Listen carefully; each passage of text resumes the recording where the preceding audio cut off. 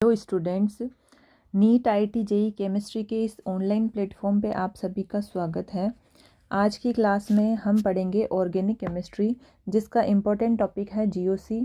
जो टॉपिक हम क्वेश्चंस के थ्रू कवर करेंगे वो है acidic strength, total number of lone pair, basic strength, hyper conjugation, heat of hydrogenation. तो जो फर्स्ट क्वेश्चन है वो देखते हैं। Rank the hydrogen HA, HB, HC present in the following molecule in decreasing order of their acidic strength। हमें क्या करना है, एक कंपाउंड दे रखा है जिसमें तीनों जो इंडिकेटेड हाइड्रोजन है HA, HB, HC, इनकी क्या देखनी है, एसिडिक स्ट्रेंथ का ऑर्डर। तो इस क्वेश्चन को हम सोल्व करते हैं। यहाँ पे एक बार स्ट्रक्चर ड्रॉ कर लेते हैं। जो स्ट्रक्चर गिवन है वो है, ये है CH2, इसके बाद में ये है HA, then C double bond O, ये है C double bond O, CH3, और जो इंडिकेटेड यहाँ पे हाइड्रोजन है वो है HB, इसके बाद में यहाँ पे है HC। तो यहाँ जो इंडिकेटेड हाइड्रोजन है वो कौन कौन से हैं, एक है HA, इसके बाद में है HB, देन HC। इस क्वेश्चन में हम क्या करते हैं, जो तीनों हाइड्रोजन है उनको वन बाय वन हम क्या करते हैं, H प्लस की फॉर्म में हम उसको रिमूव करते हैं। जो तीनों हाइड्रोजन है एक बार हम इनको रिमूव कर देंगे और फिर उसके बाद में कॉन्जुगेट बेस बनेगा, उसकी स्टेबिलिटी ऑर्डर देखेंगे। तो जो फर्स्ट स्टेप है वहाँ क्या कर रहे हैं हम, ये कर रहे हैं H प्लस की फॉर्म में रिमूव करेंगे। इसमें कर देंगे HB को प्लस फॉर्म की HB को प्लस की फॉर्म में रिमूव कर देंगे, और जो HC है उसको भी प्लस फॉर्म में रिमूव कर देंगे। वन बाय वन हम देखते हैं क्या बनता है। जब यहाँ पे HA जब जाएगा, ये रहा HA, तो ये क्या करेगा, H प्लस की फॉर्म में जा रहा है। तो जो बचा हुआ स्ट्रक्चर है वो है, यहाँ पे है CH2 माइनस, देन ये है C double bond O, C double bond O, ये रहा CH3। इसके बाद में जब HB को भगाते हैं हम यहाँ पे H प्लस की फॉर्म में, ये है H प्लस, ये निकल जाएगा, तो यहाँ पे जो नेगेटिव है वो बच जाएगा। तो जो स्ट्रक्चर बनेगा वो है, ये है CH3, देन ये C double bond O, C double bond O, CH3, ये रहा नेगेटिव। इसके बाद में हमें क्या करना है, जो HC है उसको H प्लस की फॉर्म में यहाँ से भगाना है। तो जो बचेगा वो कौन सा है, वो स्ट्रक्चर हम यहाँ पे ड्रॉ कर लेंगे। ये है CH3, C double bond O, then CH3, और जो यहाँ का हाइड्रोजन था HC वो क्या हो गया, रिमूव हो गया। तो हमें क्या मिल रहे हैं, ये तीन स्ट्रक्चर मिल रहे हैं, एक ये रहा, एक ये रहा और ये रहा। ये जो तीनों स्ट्रक्चर मिले हैं हमें, इनको बोलते हैं हम कॉन्जुगेट बेस। किसी भी एसिड में जब H प्लस चला जाता है तो बचा हुआ क्या होता है, कॉन्जुगेट बेस। ये हो गया, जो एनाइन बचेगा उसको बोलेंगे हम कॉन्जुगेट बेस। तो यहाँ पे क्या करना होता है, जब एसिडिक स्ट्रेंथ में ऑर्डर देखना होता है तो एक कॉन्सेप्ट है वो हम एक बार देखते हैं। कॉन्सेप्ट है, जब किसी एसिड में H प्लस ये चला जाता है, एसिड का मतलब क्या होता है, H प्लस दे देना, H देना, प्रोटॉन दे देना। तो जो H प्लस है वो अगर रिमूव हो जाता है तो जो एनाइन बचता है उसको बोलते हैं हम कॉन्जुगेट बेस। किसी भी एसिड में अगर H प्लस चला जाता है तो बची हुई स्पीसीज क्या कहलाती है, कॉन्जुगेट बेस। हमें क्या करना होता है, ये जो कॉन्जुगेट बेस है, अगर ये क्या है, कॉन्जुगेट बेस स्टेबल होता है, अगर कॉन्जुगेट बेस स्टेबल होता है, कॉन्जुगेट बेस की अगर स्टेबिलिटी बढ़ती है तो जो करस्पॉन्डिंग एसिड होता है उसकी एसिडिटी भी क्या हो जाती है, बढ़ जाती है। ये होता है कॉन्सेप्ट। जो एसिड है वो क्या करेगा, H प्लस दे देगा, जिसके बाद में जो एनाइन बचेगा वो कौन सा एनाइन है, उसको बोलते हैं हम कॉन्जुगेट बेस। अब हमें ऑर्डर निकालना है एसिडिक स्ट्रेंथ का ऑर्डर।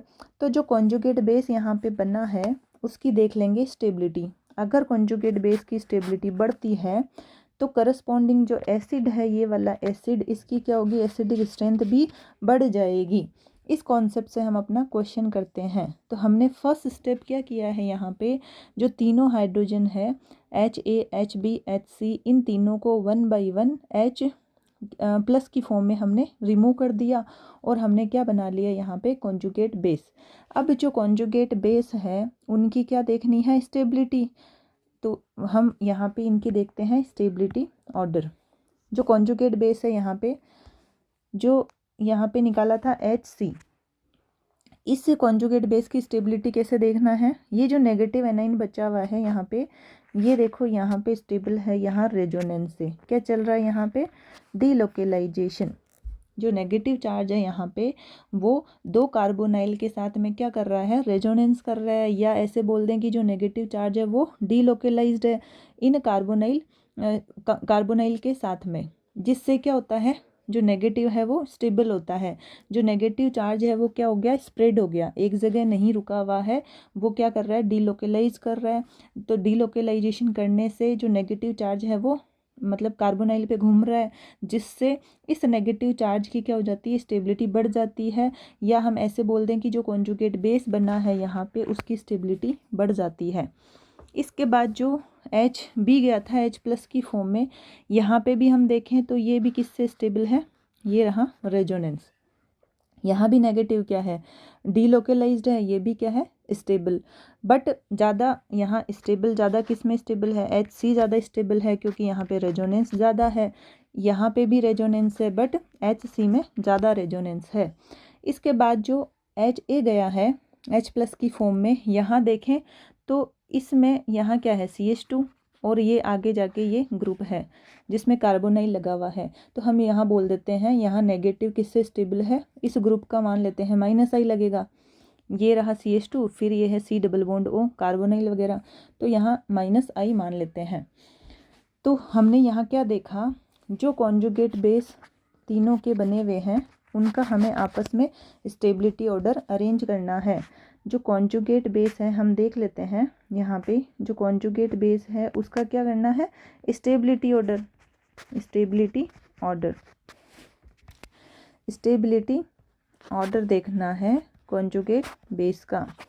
सबसे ज़्यादा जो नेगेटिव चार्ज है कहाँ स्टेबल है, जहाँ रेजोनेंस ज़्यादा, जहाँ नेगेटिव चार्ज डीलोकेलाइज ज़्यादा हो रहा है वो ज़्यादा स्टेबल है। जो HC है यहाँ पे जो बना है कॉन्जुगेट बेस वो ज़्यादा स्टेबल है बिकॉज ऑफ रेजोनेंस ज़्यादा है, डीलोकेलाइजेशन ज़्यादा है 2 कार्बोनाइल के साथ में। तो सबसे ज़्यादा स्टेबल तो कौन सा हुआ है यहाँ पे, HC वाला कॉन्जुगेट बेस। इसके बाद में जो B है यहाँ पे भी क्या है, रेजोनेंस है, डीलोकेलाइजेशन चल रहा है नेगेटिव चार्ज का, बट कम है किससे, HC से। तो सेकंड पे आ गया HB, देन क्या आ गया यहाँ पे HA, ये रहा HA। ये ऑर्डर किसका आया है, जो कॉन्जुगेट बेस है उसका क्या आया है, ये स्टेबिलिटी ऑर्डर। जो कॉन्जुगेट बेस होता है उसकी स्टेबिलिटी ऑर्डर हमें चेक करना होता है। जितना ज़्यादा कॉन्जुगेट बेस स्टेबल होता है करस्पॉन्डिंग एसिड भी उतना ज़्यादा एसिडिक होता है। यहाँ क्वेश्चन में पूछा था हमसे, क्या पूछा है यहाँ पे, एसिडिक स्ट्रेंथ का ऑर्डर, तो वो हम लिख लेते हैं। जो एसिडिक स्ट्रेंथ है, एसिडिक स्ट्रेंथ, इसका ऑर्डर भी क्या होगा, सेम हो जाएगा। जो कॉन्जुगेट बेस का ऑर्डर है वही क्या होता है, जो एसिडिक स्ट्रेंथ है उसका ऑर्डर। तो यहाँ पे HC, HB, देन HA, ये आ गया इनकी एसिडिक स्ट्रेंथ का ऑर्डर। तो जो आंसर है वो क्या है, CBA। सबसे ज़्यादा कॉन्जुगेट बेस स्टेबल किसका था, C का, देन B, देन A, यही ऑर्डर किसका हो जाएगा, एसिडिक स्ट्रेंथ का। तो एक बार इस क्वेश्चन को हम वापस देखते हैं, क्या किया है हमने, क्या अप्रोच रहेगी एसिडिक स्ट्रेंथ में क्वेश्चन सोल्व करने की। एक स्ट्रक्चर दे रखा है और इंडिकेटेड है 3 हाइड्रोजन HA, HB और HC। तो कॉन्सेप्ट क्या होता है, जब हम एसिडिक स्ट्रेंथ का ऑर्डर देखते हैं तो कॉन्सेप्ट ये होता है, जो एसिड होता है वो अगर H प्लस दे देता है तो क्या बनाता है, नेगेटिव स्पीसीज बनेगी, जो भी बनेगी वो क्या होगी, नेगेटिव चार्ज स्पीसीज, उसको बोल दिया हमने, बोला जाता है कॉन्जुगेट बेस। अब हमें एसिडिक स्ट्रेंथ का ऑर्डर निकालना होता है, तो उसका तरीका ये होता है, जो कॉन्जुगेट बेस बना है उसका हमें स्टेबिलिटी ऑर्डर चेक कर लेना है। जैसे जैसे कॉन्जुगेट बेस की स्टेबिलिटी बढ़ जाती है, जो करस्पॉन्डिंग एसिड होता है ये वाला एसिड, उसकी क्या होगी, एसिडिक स्ट्रेंथ भी बढ़ जाएगी। तो इस क्वेश्चन में यहाँ पे हमने क्या किया, जो इंडिकेटेड हाइड्रोजन थे HA, HB, HC, HA, HB, HC, इनको क्या किया, 1 बाई 1 हमने H+ की फॉर्म में बाहर निकाला, और इससे क्या बन गए, तीनों के ये बन गए conjugate base, conjugate base, conjugate base. अब हमें देखना था इन कॉन्जुगेट बेस की आपस में स्टेबिलिटी ऑर्डर। तो स्टेबिलिटी ऑर्डर देखने के लिए क्या करना होता है, जो कॉन्जुगेट बेस है HC वाला, जो कॉन्जुगेट बेस है वो डीलोकेलाइज यहाँ पे 2 कार्बोनाइल के साथ में है, जिससे इस नेगेटिव का डीलोकेलाइजेशन ज़्यादा हो रहा है, यानी ये नेगेटिव चार्ज ज़्यादा स्प्रेड है किसके साथ में, 2 कार्बोनाइल के साथ में। तो डीलोकेलाइजेशन ज़्यादा, तो इसमें स्टेबिलिटी उसकी ज़्यादा, तो सबसे ज़्यादा स्टेबल तो हो गया HC। जो HB वाला कॉन्जुगेट बेस है, यहाँ पे क्या हो रहा है, नेगेटिव चार्ज कार्बोनाइल के साथ में रेजोनेंस तो कर रहा है, डीलोकेलाइज तो कर रहा है, बट सी में क्या है, 2 कार्बोनाइल के साथ में डीलोकेलाइजेशन चल रहा है, लेकिन H जो B है उसमें क्या चल रहा है, 1 कार्बोनाइल के साथ में डीलोकेलाइजेशन। तो ज़्यादा स्टेबल कंपेरेटिवली HC ज़्यादा स्टेबल होगा conjugate base rather than HB से। और जो A है उसमें क्या चल रहा है, इंडक्टिव इफेक्ट, जिससे वो कम स्टेबल है। इसके बाद में हमने क्या किया, कॉन्जुगेट बेस की आपस में स्टेबिलिटी ऑर्डर ये लिख लिया। ऑर्डर क्या मिला हमें, HC, HB, HA। जो ऑर्डर कॉन्जुगेट बेस की स्टेबिलिटी का ऑर्डर होता है, वो ही सेम ऑर्डर एसिडिक स्ट्रेंथ का ऑर्डर होता है। तो आंसर क्या आ गया था एसिडिक स्ट्रेंथ का, HC, HB, HA। So according to answer ये है बी ऑप्शन करेक्ट। इसके बाद जो नेक्स्ट क्वेश्चन है, वहाँ क्या पूछा है हमें, the total number of lone pair of electron in the given molecule. जो गिवन मोलिक्यूल है इसमें total number of lone pair पूछा है। जो गिवन मोलिक्यूल है वो देख लेते हैं कौन सा है, इस तरह से नाइट्रोजन, हाइड्रोजन। तो जो ऑक्सीजन है यहाँ पे लोन पेयर कितने होते हैं, 2 लोन पेयर, ये रहे 2 लोन पेयर। और जो नाइट्रोजन है उस पे है 1 लोन पेयर। यहाँ पूछा है total number of lone pair of electron, total number of lone pair of electron. तो यहाँ पे ऑक्सीजन के पास तो कितने लोन पेयर है, 2, नाइट्रोजन के पास है 1 लोन पेयर। सो 2 + 1 = 3 क्या हो गए, total number of lone pair. Answer क्या है, बी आंसर। तो इस क्वेश्चन में क्या किया, पता होना चाहिए ऑक्सीजन के पास में क्या होता है, 2 लोन पेयर, नाइट्रोजन के पास क्या है, 1 लोन पेयर। दोनों को ऐड करना है, आंसर आ गया 2 + 1 = 3, बी ऑप्शन। इसके बाद नेक्स्ट क्वेश्चन था, नेक्स्ट क्वेश्चन है which is the major product in the following reaction. एक रिएक्शन दे रखी है यहाँ पे, इस क्वेश्चन में पूछा है which is the major product of the following reaction. एक रिएक्शन दे रखी है और हमें पूछा है इसमें मेजर प्रोडक्ट। तो यहाँ पे एक्चुअली ये है बेसिसिटी का क्वेश्चन, एसिड बेस रिएक्शन हो रही है इसमें। तो एक बार हम क्या करते हैं, स्ट्रक्चर ड्रॉ करते हैं, फिर हम देखते हैं किस कॉन्सेप्ट से ये क्वेश्चन सोल्व होगा। ये है NH, इसके बाद ये है NH, और यहाँ एरो पे क्या दे रखा है, HCl 1 मोल। यहाँ दे रखा है HCl कितना है, 1 मोल। सो इस रिएक्शन में क्या हो रहा है, एसिड यहाँ पे दे रखा है जो प्रोड्यूस करेगा H+Cl-। यहाँ पे जो एसिड है वो क्या प्रोड्यूस करेगा, H+ और Cl-। इस स्ट्रक्चर में जो यहाँ पे रिएक्शन होगी, ये है एसिड, और यहाँ पे जो नाइट्रोजन है वो अपने लोन पेयर दे देंगे। अकॉर्डिंग टू ऑप्शन भी यही समझ में आ रहा है, क्या हो रहा है सब में, यहाँ पे H+ कहीं ना कहीं ऐड हो रहा है। तो हम यहाँ पे देखेंगे एसिड तो दे रखा है और नाइट्रोजन के पास क्या होते हैं, लोन पेयर। तो सबसे पहले यहाँ होती है एसिड बेस रिएक्शन। तो जो नाइट्रोजन है यहाँ पे कितने लोन पेयर है, 1 लोन पेयर, और जो ये नाइट्रोजन है इसके पास भी क्या है, 1 लोन पेयर। यहाँ पे क्या हो रहा है, ये जो लोन पेयर है, ये वाले लोन पेयर इस रिंग के साथ में क्या कर रहे हैं, डीलोकेलाइज्ड हो रहे हैं, घूमने जा रहे हैं, घूम रहे हैं। हम बोल सकते हैं इन लोन पेयर को जो नाइट्रोजन पे प्रेजेंट है, ये वाले लोन पेयर है डीलोकेलाइज्ड लोन पेयर, यानी एक जगह नहीं रुक रहे हैं। ये क्या कर रहे हैं, इस रिंग के साथ घूमने जा रहे हैं, मीन्स रेजोनेंस कर रहे हैं या डीलोकेलाइजेशन कर रहे हैं। अब हम आ जाते हैं इस वाले लोन पेयर पे, नाइट्रोजन के पास जो ये वाले लोन पेयर है, इसके साथ क्या कहानी है, यहाँ पे जो लोन पेयर है वो क्या है, ये वाले लोन पेयर है लोकेलाइज्ड, क्योंकि यहाँ पे डीलोकेलाइजेशन नहीं है। क्यों नहीं है, क्योंकि यहाँ 2 सिग्मा बॉन्ड है, दूर जाके डायरेक्ट होना चाहिए इस तरह से डबल बॉन्ड के साथ में। ऐसा ग्रुप जिसके ऊपर लोन पेयर प्रेजेंट हो तब तो डीलोकेलाइजेशन हो जाता है। यहाँ पे क्या है, इस वाले नाइट्रोजन के पास ये वाले नाइट्रोजन, यहाँ पे 2 सिग्मा बॉन्ड आ गए, तो यहाँ पे डीलोकेलाइजेशन इस रिंग के साथ में नहीं होगा। तो अब ये जो H+ है इसको चाहिए लोन पेयर, नाइट्रोजन के पास में जो लोन पेयर है वो चाहिए।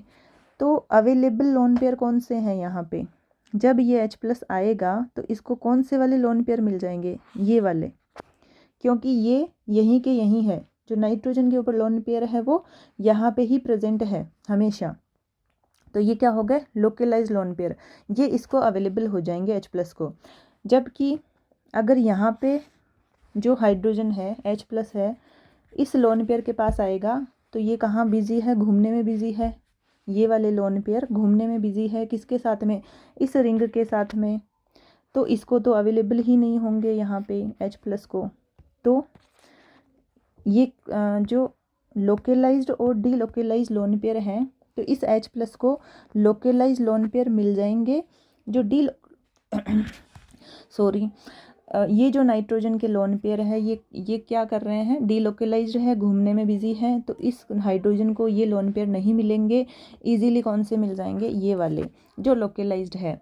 तो ये जो रिएक्शन है एसिड बेस रिएक्शन, वो कहाँ हो जाएगी फिर, लोकेलाइज्ड लोन पेयर के साथ में। तो हम यहाँ पे प्रोडक्ट जो बनाएंगे, मेजर प्रोडक्ट पूछा है, ये हो जाएगा नाइट्रोजन H, और यहाँ पे क्या है, ये जो H है, ये जो लोन पेयर है ये किसको मिल जाएंगे, H+ को। तो इस प्लस जो H+ पे पॉजिटिव चार्ज है वो तो क्या हो गया, ख़त्म हो गया, और नाइट्रोजन ने अपना लोन पेयर दे दिया किसको, H+ को, तो इसके ऊपर आ गया पॉजिटिव चार्ज। ये बन गया अपना प्रोडक्ट। अब जो Cl है वो क्या यहाँ पे आ जाएगा, क्योंकि यहाँ पे क्या है प्लस, ये है माइनस, तो न्यूट्रल करने के लिए ये रहेंगे पास में। इसके बाद में जो ऑप्शन है वो हमें क्या मिल रहा है, ऑप्शन कौन सा है यहाँ पे, बी ऑप्शन। तो इस क्वेश्चन में हमने क्या किया था, हमसे क्या पूछा था, एक रिएक्शन दे रखी है और which is the major product in the following reaction. तो कॉन्सेप्ट क्या है, यहाँ पे एरो पे क्या दे रखा है, 1 मोल दे रखा है HCl जो प्रोड्यूस करेगा H+ और Cl-, मीन्स ये क्या है, एसिड है। अब जो स्ट्रक्चर है यहाँ पे गिवन स्ट्रक्चर, इस पे क्या हो रहा है, और ऑप्शन भी देख लेते हैं तो हमें क्या समझ में आ रहा है, एसिड बेस रिएक्शन हो रही है। और जब ऐसी पॉसिबिलिटी होती है तो सबसे पहले कौन सी रिएक्शन होती है, एसिड बेस रिएक्शन। इसके बाद में यहाँ पे जो नाइट्रोजन है इसके बाद इसके पास में कितने लोन पेयर है, दोनों नाइट्रोजन के पास में 2 लोन पेयर है। अब हम देखते हैं लोन पेयर, एक है लोकेलाइज्ड ये वाला, एक है यहाँ पे डीलोकेलाइज्ड लोन पेयर जो 6 मेंबर्ड रिंग है पास में, उसके साथ में क्या कर रहा है, डीलोकेलाइज्ड कर रहा है, यानी घूमने में बिजी है। जब ये H+ आएगा तो इसको ये वाले लोन पेयर तो नहीं मिलेंगे। अब हम आ जाते हैं इस वाले लोन पेयर पे, जो क्या है लोकेलाइज्ड, वहीं के वहीं रुकना। तो जो H+ आएगा उसको इजीली अवेलेबल हो जाएंगे ये वाले लोन पेयर। तो कौन सी रिएक्शन हो जाएगी यहाँ पे, एसिड बेस रिएक्शन, और Cl कहाँ आ गया, इसके पास में, पॉजिटिव के पास में, जो क्या है न्यूट्रल करने के लिए यहाँ पे अवेलेबल है। तो जो आंसर है वो क्या आ गया, बी ऑप्शन। तो आज की क्लास में जो हमने पढ़ा है एक बार वापस देख लेते हैं जो जो पढ़ा है। आगे बढ़ने से पहले अगर ये वीडियो पसंद आया है तो लाइक शेयर कमेंट ज़रूर कीजिए।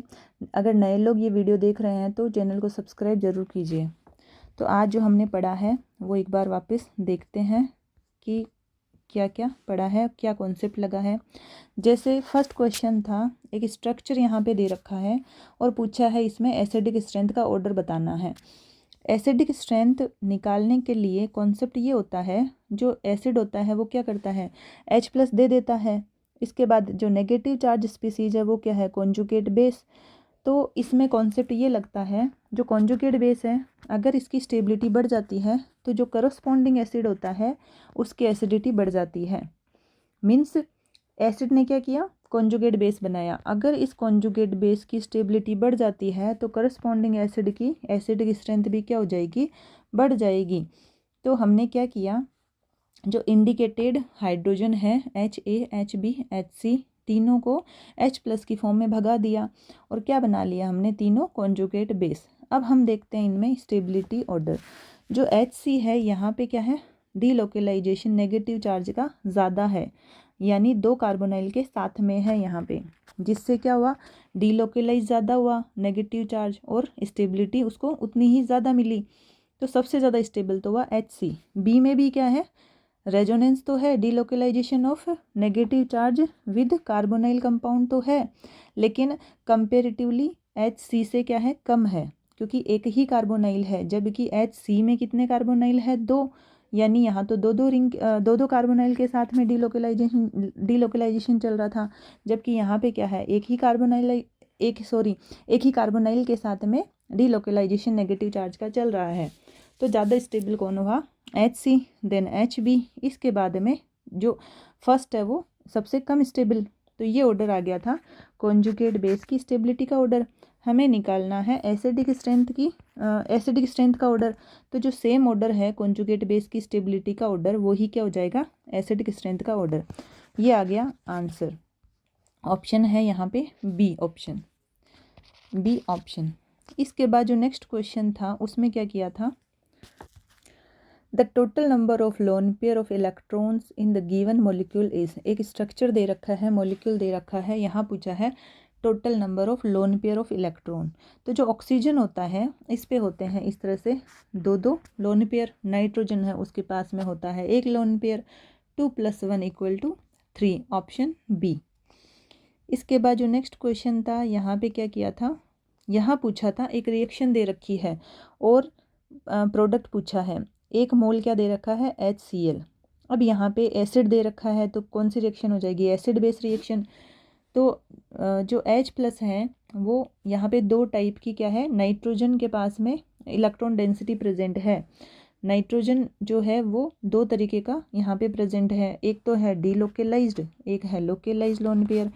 जो डीलोकेलाइज्ड नाइट्रोजन पे प्रेजेंट लोन पेयर है वो क्या कर रहे हैं, रिंग के साथ में, इस रिंग के साथ में क्या कर रहे हैं, कॉन्जुगेशन। तो जब H+ आएगा रिएक्शन करने तो इसको ये मिलेंगे ही नहीं, या हम ऐसे बोलें कि कम अवेलेबल है, तो यहाँ रिएक्शन नहीं होगी। यहाँ पे जो ये नाइट्रोजन है इसके ऊपर जो लोन पेयर है वो क्या है, लोकेलाइज्ड, यानी वहीं के वहीं प्रेजेंट है। जब ये H+ आएगा रिएक्शन करने तो यहाँ पे इसको लोन पेयर मिल जाएंगे, और जब मिल जाएंगे तो ये प्रोडक्ट मिल गया। ठीक है, तो यहाँ पे ऑप्शन क्या आ रहा है इसका, बी ऑप्शन। और कौन सी रिएक्शन हो रही है यहाँ पे, एसिड बेस रिएक्शन। ठीक है, तो आज की क्लास को हम यहीं पे एंड करते हैं। Thank you.